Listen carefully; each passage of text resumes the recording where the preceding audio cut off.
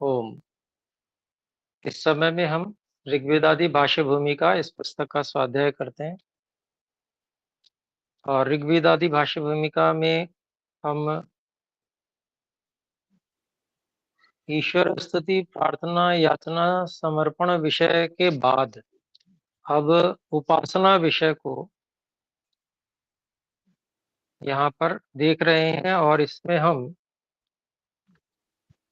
5 मंत्र जो एक ऋग्वेद और 4 यजुर्वेद के मंत्र हैं उनको पढ़कर और उनके जो संस्कृत भाषा भाष्य उनमें से 4 मंत्रों के पढ़ चुके हैं और 5वें मंत्र का संस्कृत भाषा भाष्य आज हम पढ़ने वाले हैं। तो यहाँ पर मैं आरंभ करता हूँ। ये जो 5वां मंत्र युजे वाम ब्रह्म पूर्व्यम इत्यादि, इसका संस्कृत भाषा भाष्य। उपासना प्रद उपासना गृहीतारो प्रति परमेश्वरः प्रतिजानीते ब्रह्म पूर्व्यम यदा तौ पुरातनं सनातनं ब्रह्म नमोभिः स्थिरेण आत्मना सत्यभावेन नमस्कारैः उपासते तदा तद्ब्रह्म ताभ्याम् आशीर्ददाति। श्लोकः सत्यकीर्तिः वां विएतु व्येतु व्याप्नोतु कस्य क इव सूरेः परम विदुषः पत्येव धर्ममार्ग इव ये एवं य उपासकाः अमृतस्य मोक्षस्वरूपस्य नित्यस्य परमेश्वरस्य पुत्राः तदाज्ञानुष्ठातारः तत्सेवकाः सन्ति त एव दिव्यानि प्रकाशस्वरूपाणि विद्योपासनायुक्तानि कर्माणि तथा दिव्यानि धामानि सुखस्वरूपाणि जन्मानि सुखयुक्तानि स्थानानि वा आतस्तुः आसमन्तात् तेषु स्थिराः भवन्ति ते विश्वे इत्यादि। सर्वे वाम उपासना उपदेष्टुः उपासना उपदेश्यौ उपदेष्ट्रि उपदेश्यौ द्वौ शृण्वन्तु प्रख्यातौ जानन्तु इति अनेन प्रकारेण उपासनां कुर्वाणौ वां युवां द्वौ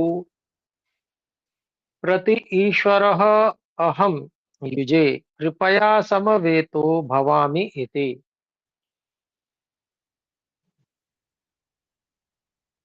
तो अब हम ये संस्कृत भाषा भाष्य पूरे हो गए और अब हम जो वेद मंत्र 5 दिए गए हैं उनके आर्य भाषा भाष्य को पढ़ रहे हैं। उनमें से जो प्रथम मंत्र है युंजन्ते मन उत युंजते धियः इत्यादि, तो इसका हम भाषार्थ आर्य भाषा में आगे पढ़ेंगे। तो इसको हम आरंभ कर रहे हैं। अब ईश्वर की उपासना का विषय जैसा वेदों में लिखा है उसमें कुछ संक्षेप से यहाँ भी लिखा जाता है।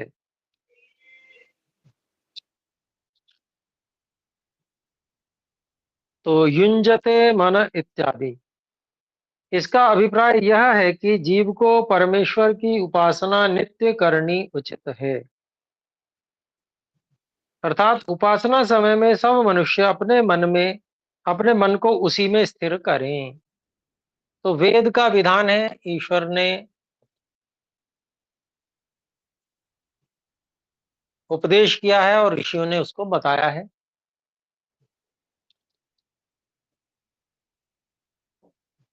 कि संध्या काल जो हमारे लिए सर्वश्रेष्ठ होता है, उस काल में परमात्मा की उपासना करनी चाहिए। और उसमें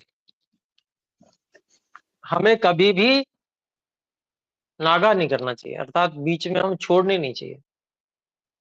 नित्य अर्थात निरंतर, जब जैसे ही संध्या काल हो तो हम पहले से प्रतीक्षा करते हुए हों कि अब संध्या काल आने वाला है और हम ईश्वर की उपासना के लिए आसन लगा के बैठेंगे। तो ऐसी स्थिति हमारी मन की स्थिति इस प्रकार की, ऐसे आकर्षण की स्थिति होनी चाहिए, क्योंकि यदि हम वास्तव में ईश्वर का विषय विचार करते हैं तो संसार में इतनी, अर्थात समान की बात छोड़ दीजिए, हीन भी कोई ऐसी वस्तु नहीं है कि जिसकी तुलना परमात्मा के आकर्षण से की जा सके। ईश्वर का आकर्षण जितना तीव्र है, संसार की किन्हीं किसी भी अन्य वस्तु का आकर्षण उतना नहीं हो सकता। और सारे सारे संसार को मिला के भी ईश्वर के आकर्षण के बराबर संसार का आकर्षण नहीं संभव है।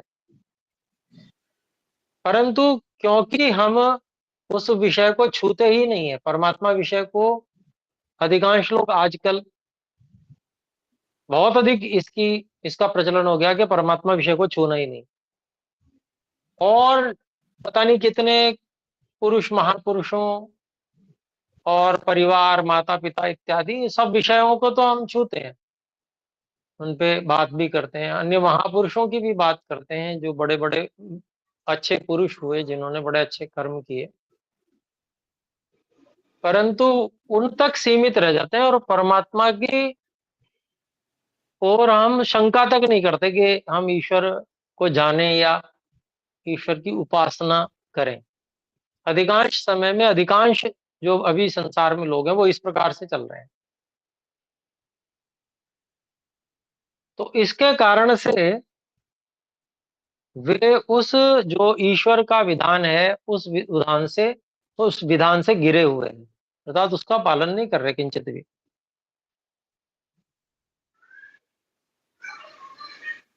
और जिससे सबसे अधिक लाभ हो सकता है उसी में सबसे अधिक आकर्षण भी होता है। परंतु हम संसार से लाभों को तो स्वयं जानते और अन्यों को जनाते भी हैं। संसार के व्यक्ति जो हैं, माता पिता हैं, गुरु आचार्य हैं और अन्य महापुरुष हैं, उनसे जो लाभ प्राप्त हुए हैं उनके विषय में हम बहुत प्रचार करते हैं, बताते हैं। परंतु ईश्वर से जो लाभ निरंतर प्राप्त कर रहे हैं उसकी हम चर्चा भी नहीं करते, स्वयं भी उस ओर ध्यान नहीं देते, अन्यों को भी नहीं बताते, अपनी संतानों को नहीं बताते। तो ये एक बड़ी विडंबना है कि जिसके बराबर न कभी किसी ने कोई सहायता की और न कभी आगे कर सकता है, जो निरंतर वर्तमान में भी हमारी सबसे अधिक सहायता कर रहा है, अर्थात सारा संसार मिलके, सारे मनुष्य या सारे प्राणी मिलकर भी हमारी जितनी सहायता नहीं कर सकते हैं, उससे अधिक सहायता ईश्वर की हमें निरंतर प्राप्त हो रही है। और हम उस बात को ध्यान ही नहीं देते। ये एक बहुत बड़ी विडंबना है, जिसके कारण से हमारा आकर्षण संसार में ना होके, है ना, ईश्वर में ना होके संसार में, सांसारिक वस्तुओं में, छोटी छोटी चीजों में हमारा आकर्षण बना रहता है। तो जानकारी होना सबसे प्रथम आवश्यक है आकर्षण होने के लिए। यदि हम जानकारी छुपाते हैं तो हम दोषी हैं। हमने अपनी संतानों से जानकारी छिपाई है, ये कि संसार में सबसे अधिक महत्वपूर्ण वस्तु ईश्वर है, सबसे अधिक सहायता करने वाले ईश्वर हैं, सबसे अधिक लाभदायक ईश्वर हैं। यदि हम इस बात को थोड़ा बहुत भी जानते हैं और अपनी संतानों को ठीक से बताते नहीं हैं तो बहुत महान दोषी है। और यदि हम नहीं भी जानते हैं तो भी हमारा कर्तव्य है कि हमें जानना चाहिए। और जानकर बताना चाहिए अपनी संतानों को। यह हमारा कर्तव्य, उत्तरदायित्व है। और यदि हम पूर्व में, भूतकाल में नहीं बता सके किन्हीं कारणों से, पर हमें अब बोध हो रहा है, तो हमें अंदर तक ऐसा प्रयास करना चाहिए, अंदर से पूरा बल लगा के ऐसा प्रयास करना चाहिए कि हम स्वयं भी जाने ईश्वर की जो निरंतर सहायता प्राप्त हो रही है उसके विषय में, कितनी महान सहायता प्राप्त हो रही है उसके विषय में।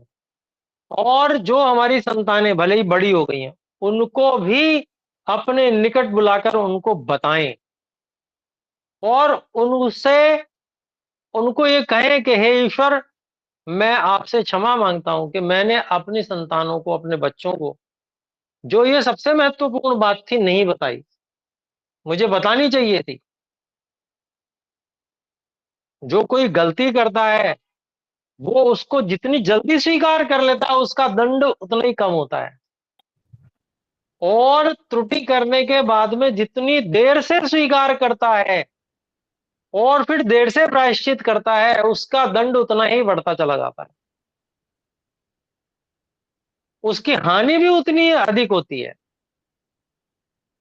तो इसलिए अगर कोई हमने त्रुटि की है, तो तुरंत जल्दी से जल्दी हम उसको अनुभव कर लें, आत्मनिरीक्षण के द्वारा उसको स्वीकार कर लें, ईश्वर के सामने समर्पित कर दें कि हे ईश्वर, मुझसे ये त्रुटि हो गई है और मैं इसका प्रायश्चित करना चाहता हूं, मुझे क्या करना चाहिए। तो उसके लिए विचार कर, चिंतन कर, उसका प्रायश्चित करना चाहिए। और अधिकतम जितना हो सकता है, जितना अपनी सामर्थ्य है, जानकारी है, उतना दंड स्वयं ले लेना चाहिए। और निश्चय ही जो कुछ हम अपने लिए दंड इत्यादि लेते हैं, वो ईश्वर निश्चय ही उसको कम करते हैं। अर्थात हम यदि वो दंड नहीं लेते हैं और उसमें देर करते जाते हैं, प्रायश्चित नहीं करते हैं, तो उसकी जो हानियां हैं, उससे जो मिलने वाला दंड है, उसकी मात्रा बढ़ती चली जाती है। मान लीजिए अगले जन्म में जाके हमने उसको रियलाइज भी नहीं किया, माना भी नहीं, और दंड तो मिलना है अगर हमने गलती की है, तो वो अगले जन्म में जाके मिलती है, तो वो कई गुना हो जाती है। अच्छाई भी, जो हम अच्छा करते हैं उसका फल भी अनेक गुना होके मिलता है, और जो बुराई करते हैं उसका भी फल अनेक गुना होके मिलता है। उसका उदाहरण है, जैसे हम एक दाना बोते हैं और उससे 100 मिलते हैं, अनाज में, अन्न में समय लगता है। ठीक इसी तरह से समय लगता है, हमारे कर्मों का फल मिलता है, उसी ढंग से मिलता है, उसी शैली में मिलता है। कहने को यह है कि जितना कर्म उतना फल, परंतु जितना कर्म उतना फल, उसके साथ में उस ये सारी चीजें जुड़ी हुई हैं कि हमने स्वीकार नहीं किया अपनी त्रुटि को, हमने स्वीकार करने में मान लीजिए देर लगा दी, तो वो जो देर लगा दी, वो उसका गणना भी इसमें होगी। हमने प्रायश्चित नहीं किया, जानने के बाद भी, स्वीकार करने के बाद भी, तो भी वो भी गिनती में आ जाएगा, और उसकी हानि भी हमें उठानी पड़ेगी। वर्तमान में भी ये हानि है उससे कि हम गलत कार्य करने के लिए, उस कार्य को करने के लिए हतोत्साहित नहीं होंगे, हम उत्साह पूर्वक गलत कार्य करेंगे कि देखा जाएगा, ईश्वर जब दंड देखे देंगे तब भोग लेंगे। ये प्रायश्चित न करने से और अधिक प्रवृत्ति बढ़ना, ये उत्पन्न होता है, बहुत बड़ी हानि है। क्योंकि ईश्वर का अपने द्वारा लिया गया तुरंत दंड बहुत छोटा होता है और उससे बहुत सारा कम हो जाता है। क्यों? क्योंकि हमने तुरंत उसको स्वीकार कर लिया और प्रायश्चित कर लिया, दंड ले लिया, तो उसकी मात्रा नहीं बढ़ी, और हमने स्वीकार भी नहीं किया, प्रायश्चित भी नहीं किया। उसके बाद में हमने ऊपर से और उसी को दोहरा दिया, गलती को। तो क्या होगा? फिर कहीं जाके अगले जन्म में उसका दंड प्राप्त होगा, और वो बढ़कर प्राप्त होगा। ये चीज अपने लोगों को समझनी चाहिए, आस्तिक लोगों को समझनी चाहिए, क्योंकि नास्तिक लोगों को तो ये समझ में आएगी नहीं। आस्तिक लोगों को, जो वेद को मानते हैं, ईश्वर को मानते हैं, पुनर्जन्म को मानते हैं और ईश्वर की न्याय व्यवस्था को मानते हैं, उनको ये बात आसानी से समझ में आ सकती है। तो अपने लोगों को क्या करना चाहिए कि जो ईश्वर की उपासना नित्य करने का विधान है वो स्वयं पर लागू करनी चाहिए, और जो हमारे निकट के लोग हैं, जो हमारे अधिकार के अंतर्गत आते हैं, जिन पर हमारा अधिकार हम समझते हैं और है भी, उनको भी यह ईश्वर का विधान हमें समझाना चाहिए, बताना चाहिए। और बताने से हमारे कर्तव्य की पूर्ति होती है। दूसरा कितना मानता है एक अलग विषय है, परंतु हमने अपने कर्तव्य को निर्वाह किया, एक बार नहीं अनेक बार किया, तो ये हमारे उत्तरदायित्व का निर्वाह है। और इससे क्या होगा, हमारी, हमको तो लाभ होगा ही होगा, हमारी आस्था बढ़ जाएगी। क्योंकि जब हम पढ़ते हैं तो इतना लाभ नहीं मिलता, पढ़ाते हैं तो अधिक लाभ मिलता है। ऐसे ही जब हम करेंगे उपासना तो लाभ मिलेगा, लेकिन दूसरों को बताएंगे भी, उसके लाभ भी बताएंगे, मुझे ये लाभ हुआ, तो हमें और अधिक लाभ होगा। तो इसलिए यहां पर जो बात है कि जीव को परमेश्वर की उपासना नित्य करनी उचित है, अर्थात उपासना समय में सब मनुष्य अपने मन को उसी में स्थिर करें, परमात्मा में स्थिर करें, ये विधान है। और ऋषियों ने बताया वो नित्य का अभिप्राय क्या है कि वो प्रातः सायं दो समय, कम से कम एक एक घड़ी, और या एक एक घंटा, 60 मिनट कर लें या 24 मिनट से लेकर 60 मिनट तक, जितना हमें हो सकता है वो करें। फिर आगे, और जो लोग ईश्वर के उपासक विप्राह अर्थात बड़े बड़े बुद्धिमान उपासना योग के ग्रहण करने वाले हैं, वे विप्रस्य सबको जानने वाला, बृहतः सबसे बड़ा, विपश्चितः और सब विद्याओं से युक्त जो परमेश्वर है, उसके बीच में मनः युंजते, अपने मन को ठीक ठीक युक्त करते हैं। तो केवल विधान ही नहीं बताया, तो उदाहरण भी दे दिया कि बड़े बड़े उपासक लोग, ऐसे उपासक लोग हर काल में हुआ करते हैं। ऐसा नहीं है कि इनका सर्वथा उच्छेद कभी भी नहीं होता, क्योंकि उत्तम संस्कारों वाले लोग भी जन्म लेते हैं और ईश्वर की उपासना करते हैं। हमारे गुरुजन आदि उन हमारे लिए उदाहरण रहे, और भी बहुत सारे ऐसे अभी भी वर्तमान में हमारी जानकारी में है, जो जैसे ही उनको समय मिलता है ईश्वर की उपासना में लग जाते हैं। अन्य लोग क्या करते हैं, समय मिलता है तो वो मनोरंजन में लगाते हैं, सांसारिक चीजों को देखने में लगाते हैं।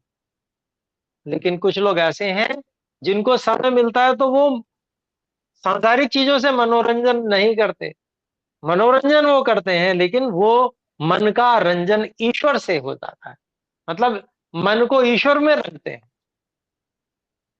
कितनी सुंदर बात है, ऐसे लोगों से प्रेरणा लेनी चाहिए। वैसी ही प्रेरणा यहाँ पर देने के लिए ईश्वर बता रहे हैं कि जो लोग ईश्वर के उपासक अर्थात बड़े बड़े बुद्धिमान लोग हैं, सच बात, सच्चा बुद्धिमान वही होगा जो संसार की उपासना नहीं, ईश्वर की उपासना करेगा।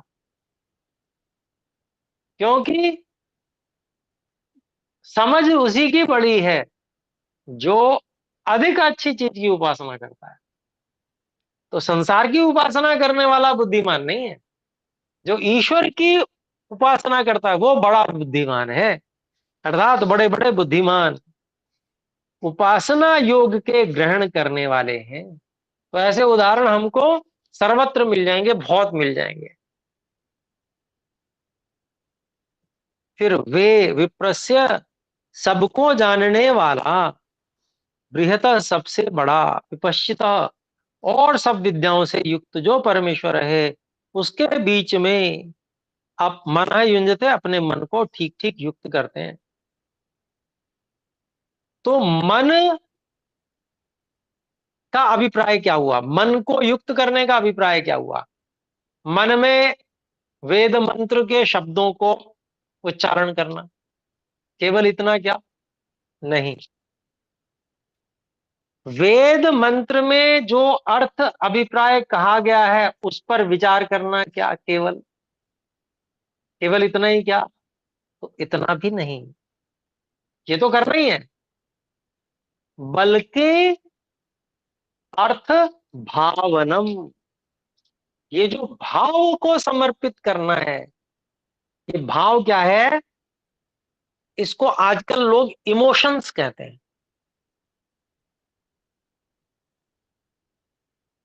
आजकल, क्योंकि भाव शब्द जो है उससे व्यक्ति शब्द के अर्थ को समझ जाना इतना मात्र समझता है, जबकि यहां पर इमोशन भी जुड़ी हुई है।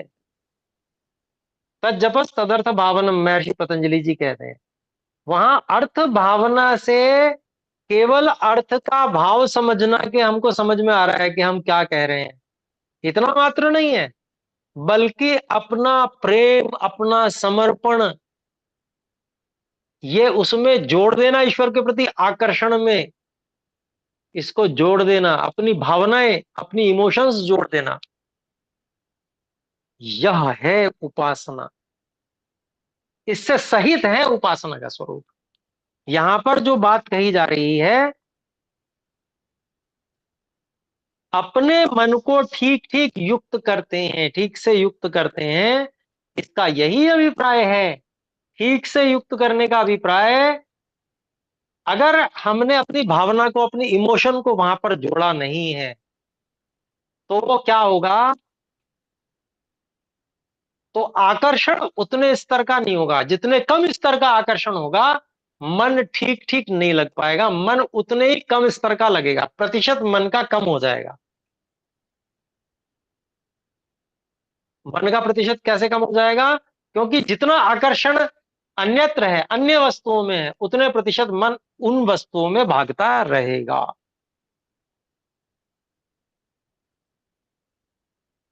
और अगर ऊंचे स्तर का आकर्षण और समर्पण और जिसको कहते हैं भावना ईश्वर के प्रति है, प्रेम जिसको कहें ना, उमड़ता है जिसको, ये भावना का उमड़ना जिसे कहते हैं,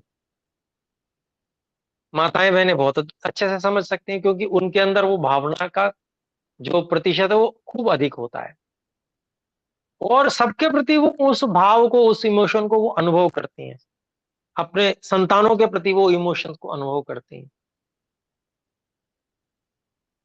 लेकिन हम जो ईश्वर के प्रति जब समर्पण का भाव लाते हैं, वहां पर वही जो भावनाओं का स्तर है वो उमड़ना चाहिए, तब यह ठीक ठीक मन को लगाना होगा, अन्यथा मन जो है वो भाग जाएगा। क्योंकि भावना का स्तर कम होगा तो अन्यत्र भावना काम करती रहेगी, अन्यत्र का आकर्षण काम करता रहेगा, और मन को ठीक ठीक लगाना नहीं हो सकेगा, जो यहां कहा गया है। तो यहां पर क्या कह रहे हैं, देखिए, अपने मन को ठीक ठीक युक्त करते हैं कौन लोग?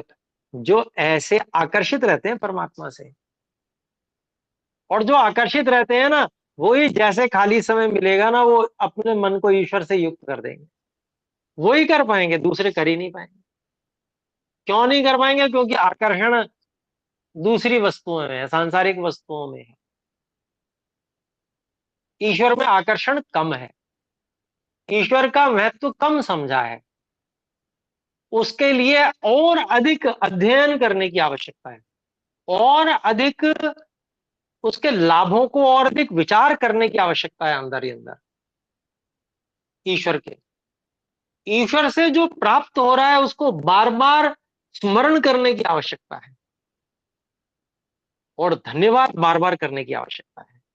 बार बार धन्यवाद करेंगे, जो कुछ प्राप्त हो रहा है उसको बार बार ध्यान में लाकर बार बार धन्यवाद करेंगे, तो उससे ईश्वर के प्रति प्रेम, ईश्वर के प्रति आकर्षण बढ़ता चला जाएगा। इसी को स्तुति भी कहते हैं, स्तुति करना। तो ये बहुत अधिक करेंगे, तब ये आकर्षण उस स्तर का होगा कि अब जब खाली समय मिला तो यही याद आया कि अरे चलो, अब तो हम अपने मन को ईश्वर के गुणकर्म स्वभाव से रंगते हैं, मनोरंजन करते हैं। तो मनोरंजन किससे करेंगे? तो ईश्वर से करेंगे, ईश्वर के गुणकर्म स्वभाव से मनोरंजन करेंगे, मन का रंगना करेंगे। ये जो भाव है ये वास्तव में तभी आ सकता है जब हम बहुत अधिक जो स्तुति है ईश्वर की और ईश्वर से जो प्राप्त होने वाले लाभ हैं उनको बहुत अधिक विचार करते हैं, क्योंकि ईश्वर तो हमारी निरंतर सहायता कर रहे हैं। क्षण क्षण में हम सोच पा रहे हैं, हम देख पा रहे हैं, हम विचार कर पा रहे हैं, हम जो कुछ भी कर पा रहे हैं, सांस ले पा रहे हैं, वो सब हे ईश्वर आपकी सहायता से कर रहे हैं। इसको बार बार सोचना। हम कुछ भी लिखते पढ़ते हैं, कुछ भी करते हैं, हे ईश्वर आपकी सहायता से कर रहे हैं। जब हम बार बार ये सोचेंगे और हर चीज के लिए ईश्वर का धन्यवाद करेंगे, तो जिसके प्रति हम कृतज्ञ होते हैं उसके प्रति हमारा आकर्षण बढ़ जाता है। तो ईश्वर के प्रति भी कृतज्ञ होना, बार बार हे ईश्वर आपका धन्यवाद, ऐसे करने से आकर्षण बढ़ेगा और फिर हम भी वैसे बन जाएंगे जैसे यहाँ पर ईश्वर प्रेरणा करने के लिए कह रहे हैं। कैसे कह रहे हैं? और जो लोग ईश्वर के उपासक अर्थात बड़े बड़े बुद्धिमान, अब ये जो ईश्वर का धन्यवाद करते हैं ना, ये बड़े बुद्धिमान लोग हैं, क्योंकि उनको पता है कि मैं ईश्वर का धन्यवाद करूंगा तो मेरा ईश्वर में आकर्षण होगा। और ईश्वर सबसे अधिक लाभदायक संसार में वस्तु है, ईश्वर से अधिक लाभदायक कोई वस्तु संसार में है नहीं। जो ये समझ जाता है वो बड़ा बुद्धिमान है। तो अर्थात बड़े बड़े बुद्धिमान उपासना योग के ग्रहण करने वाले हैं।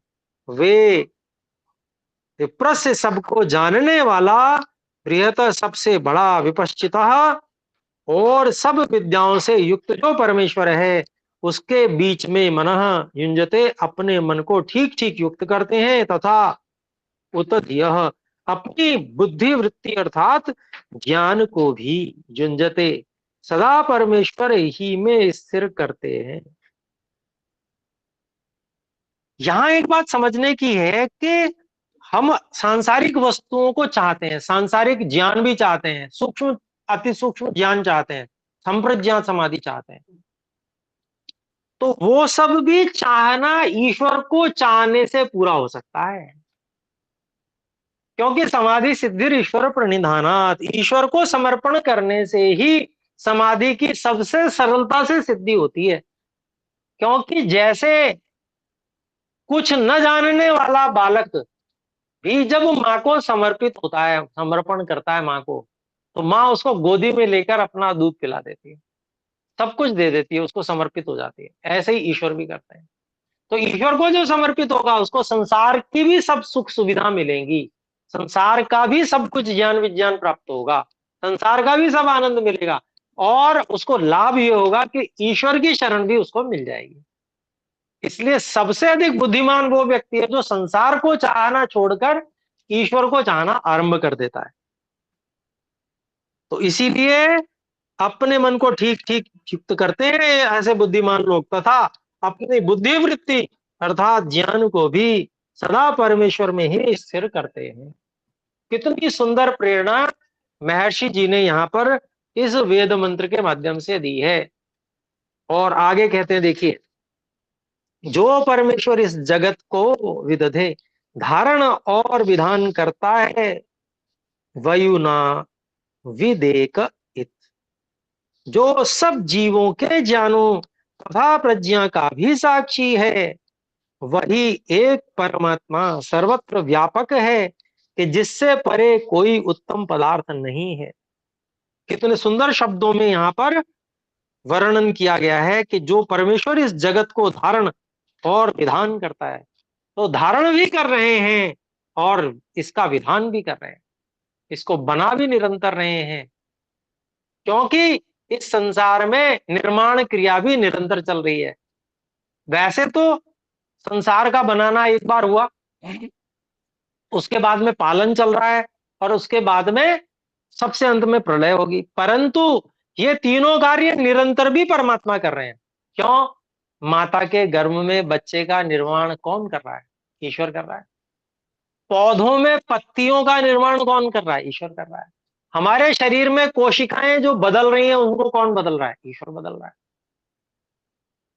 तो ये निर्माण कार्य निरंतर चल रहा है। ऐसे ही हमारे शरीर में कोशिकाएं निरंतर मृत भी होती रहती हैं, स्थान बदलती रहती हैं।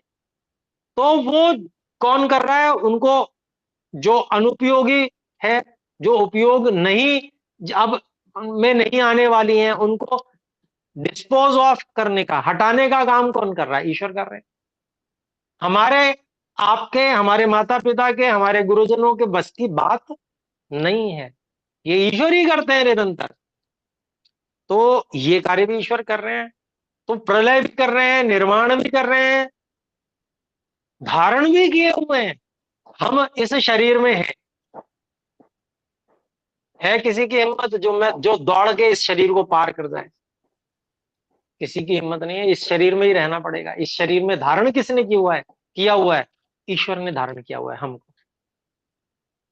कितनी जबरदस्त बात है। तो यहां पर देखिए कि जो परमेश्वर सब जगत को धारण और विधान करता है, और जो सब जीवों के ज्ञानों तथा प्रजा प्रजा का भी साक्षी है। तो ईश्वर, और कल एक चर्चा चल रही थी, एक विद्यार्थी प्रश्न कर रहे थे, क्या हमको जो कष्ट अनुभव होता है, ईश्वर उस कष्ट का अनुभव करते हैं? तो मैंने कहा बिल्कुल करते हैं। तो वो दर्द और दुख का अनुभव करते हैं? मैंने कहा दुख मत कहो उसे, अनुभव करते हैं।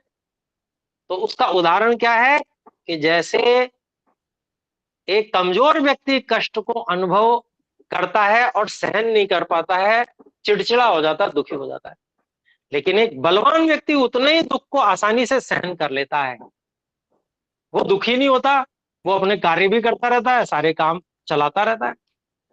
और जो संसार में सबसे अधिक बलवान है, जिसने सारे संसार को धारण किया, चला रहा है, अनंत सामर्थ्यवान है, उसके दुख की क्या हम कल्पना कर सकते हैं? वो अनुभव तो करता है, पर दुखी नहीं होता, कष्ट में नहीं आता। हम लोग कमजोर हैं, इसलिए दुख में आ जाते हैं, कष्ट में आ जाते हैं। तो ये बात समझना कि ईश्वर हम जो जान रहे हैं उसको भी जानते हैं। तो जो परमेश्वर इस जगत को धारण विधान करता है, जो सब जीवों के ज्ञानों और तथा प्रजा का भी साक्षी है। प्रजा अर्थात हम लोग प्रजा हैं, हम प्राणी जो भी हैं सब ईश्वर की प्रजा हैं। तो सबको जानते भी हैं और साक्षी भी हैं। जानना एक अलग हो गया, साक्षी होना अर्थात न्याय करने के लिए साक्षी होना पड़ता है। और ये उदाहरण है कि अगर ईश्वर जाने नहीं, ज्यों का त्यों साक्षी ना हो, तो न्याय कैसे करें? तो ईश्वर जानते भी हैं, साक्षी भी होते हैं, और न्याय भी यथावत पूर्ण सटीक ठीक ठीक करते हैं। साक्षी है वही एक परमात्मा सर्वत्र व्यापक है, और बिना व्यापक हुए कोई ऐसा करने में समर्थ कभी हो ही नहीं सकता। तो ये ईश्वर का स्वभाव है। ईश्वर सर्वत्र व्यापक है, सब जगह सबको निरंतर सहायता कर रहे हैं। तो सर्वत्र व्यापक है कि जिससे परे कोई उत्तम पदार्थ नहीं है। अर्थात संसार के जितने उत्तम पदार्थ हैं वो भी परमात्मा के दिए हुए हैं, उनसे परे नहीं है। और हम इसको दूसरे रूप में कह सकते हैं कि संसार के जितने उत्तम पदार्थ हैं वो भी उनकी उत्तमता भी फीकी है ईश्वर की उत्तमता के समक्ष। तो वही एक परमात्मा सर्वत्र व्यापक है कि जिससे परे कोई उत्तम पदार्थ नहीं है। अर्थात ईश्वर से अधिक उत्तम की तो कल्पना ही नहीं की जा सकती, बराबर की भी कल्पना नहीं की जा सकती। सभी संसार की वस्तुएं मिलकर भी, उनकी उत्तमता मिलकर भी ईश्वर की उत्तमता से ही नहीं है। सर्वत्र व्यापक परमात्मा जो सब पदार्थों से उत्तम है, जो उत्तमोत्तम पदार्थों का देने वाला है, उसके विज्ञान को देने वाला है, ऐसे उत्तम पदार्थ जिससे परे कोई उत्तम पदार्थ नहीं है। फिर देवस्य, उस देव अर्थात सब जगत के प्रकाश और सवितुः सबकी रचना करने पर वाले परमेश्वर को परिष्टुति ही हम लोग सब प्रकार से स्तुति करें। और यह भी सिखा दिया कि स्तुति करनी है भाई। हम अगर, कई बार हम कहते हैं कि भाई किसी की स्तुति करना तो सच्ची बात है, बहुत अच्छी बात है कि हम सांसारिक वस्तुओं की, जब हम सांसारिक व्यवहार कर रहे होते हैं तो स्तुति करते हैं, परंतु क्या उस समय हम, हमारे ज्ञान में ईश्वर की स्तुति मंद पड़ जाती है? हाँ, वास्तविकता तो यही है। और ऐसा ही होने के कारण से हम ईश्वर को भूल जाते हैं। इसलिए हमें सबसे अधिक स्तुति यदि करनी है तो वो ईश्वर के गुण कर्म स्वभावों की करनी है। ईश्वर के द्वारा प्राप्त जो सहायताएं निरंतर है उसकी करनी है स्तुति हमने। उसके लिए ईश्वर का धन्यवाद करना है, जिससे कि हमारे ऊपर संसार की किसी अन्य वस्तु की, व्यक्ति की स्तुति कभी हावी ना हो सके। हम अवश्य सांसारिक व्यवहार करते हुए अन्य वस्तुओं, व्यक्तियों की स्तुति करें, परंतु किसी भी हाल में ईश्वर की स्तुति की अपेक्षा वो अधिक न होने पावे। तो इसलिए यहां पर क्या बात कही कि उस देव, अब स्तुति करने का प्रकार क्या है, वो यह स्तुति करने का ही प्रकार हो रहा है क्या, कि जो सब जीवों के ज्ञानों का और उस प्रजा का साक्षी है। ऐसा कोई और हो सकता है क्या? किसी में सामर्थ्य नहीं है। ये स्तुति है ईश्वर की। वही परमात्मा सर्वत्र व्यापक है कि जिससे परे कोई उत्तम पदार्थ नहीं, ये भी स्तुति है। जिससे परे कोई उत्तम पदार्थ नहीं है। बहुत लोगों से परे बहुत उत्तम पदार्थ हैं, मुझसे परे, आपसे परे बहुत उत्तम पदार्थ हैं, पर जो परमात्मा है उससे परे कोई उत्तम पदार्थ नहीं है। और स्वयं परमात्मा से परे परमात्मा तो हो ही नहीं सकते। तो सर्वोत्तम पदार्थ जो परमात्मा है वो हमसे परे हो रहे हैं, क्योंकि हम ईश्वर की उपासना छोड़ के अन्य वस्तुओं की उपासना में लगे हुए हैं। इसलिए ईश्वर हमसे भी परे हो रहे हैं, जो सर्वोत्तम पदार्थ है। लेकिन जो सर्वव्यापक परमात्मा है, जिससे परे कोई उत्तम पदार्थ नहीं है, उस देव अर्थात सब जगत के प्रकाश और सबकी रचना करने वाले परमेश्वर की हम लोग सब प्रकार से स्तुति करें, सब प्रकार से स्तुति करें। अर्थात स्तुति करने का कोई प्रकार बाकी न रह जाए। जितने प्रकार से स्तुति हो सकती है, जितने प्रकार से प्रशंसा हो सकती है, उतने प्रकार से हम ईश्वर की प्रशंसा करें। और इसका फल ये होगा कि हमें सबसे अधिक प्रेम फिर ईश्वर में हो जाएगा।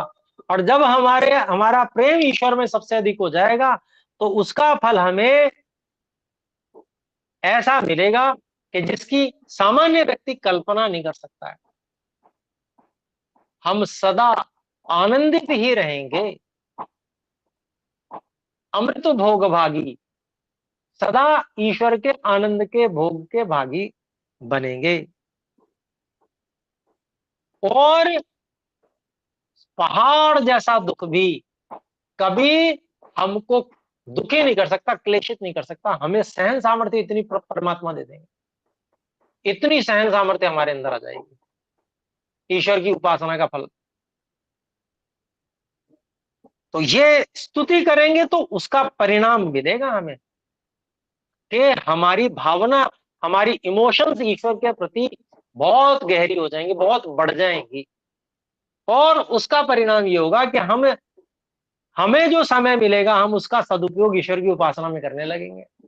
जो भी अतिरिक्त समय है, और ईश्वर को अधिक अधिक से अधिक हम समर्पित रह पाएंगे, ईश्वर के प्रति हमारा आकर्षण सदा बना रहेगा, तो ये स्तुति करने का प्रभाव होगा। इसलिए स्तुति ज्यादा से ज्यादा करें, जिससे भी बात करें। अब मैं आपको उदाहरण देता हूं। हमारे स्वामी जी, स्वामी सत्यपति जी महाराज, एक समय हो चुका है लेकिन उदाहरण दिए बिना रह नहीं पाऊंगा। उनका उदाहरण है, उनसे कोई भी व्यक्ति जो उनसे मिले होंगे वो उन्होंने देखा होगा, कोई भी व्यक्ति जब भी बात करता तो कोई भी विषय पे बात करे, वो लौट फेर पे 1 या 2 मिनट बाद में ईश्वर पे आ जाते थे, ईश्वर की बात आ जाती थी। अर्थात कोई बात उनसे ऐसी नहीं थी कि जो यहाँ पर ईश्वर से रहित होकर वो बात करते हो, मतलब ईश्वर की बात बीच में लानी ही है, उन्होंने ले ही आते थे हर तरह से। तो ये क्या प्रभाव है? ये समर्पण का प्रभाव है, ये प्रेम का प्रभाव है, ये स्तुति का प्रभाव है कि बार बार हमने स्तुति की तो अब वो कुछ भी हो वहां पर ईश्वर ने आना ही आना है। हमारे शब्दों में, हमारी बात में, किसी से भी बात करेंगे, कोई भी विषय होगा, वहां हम ईश्वर को लेके आ जाएंगे। तो कैसी वह स्तुति है कि मही सबसे बड़ी, अर्थात जिसके समान किसी दूसरे की हो ही नहीं सकती। ऐसा न करने से जीव परमेश्वर के सामीप्य को, ऐसा करने से, क्षमा करें, ऐसा करने से जीव ईश्वर के, परमेश्वर के सामीप्य को प्राप्त करते हैं। कितना बड़ा मूल मंत्र आज हमें मिला इस वेद मंत्र से, कितनी गहरी बात हमें प्राप्त हुई। अभी हम विराम करते हैं, आइए मिलकर एक बार ओम का उच्चारण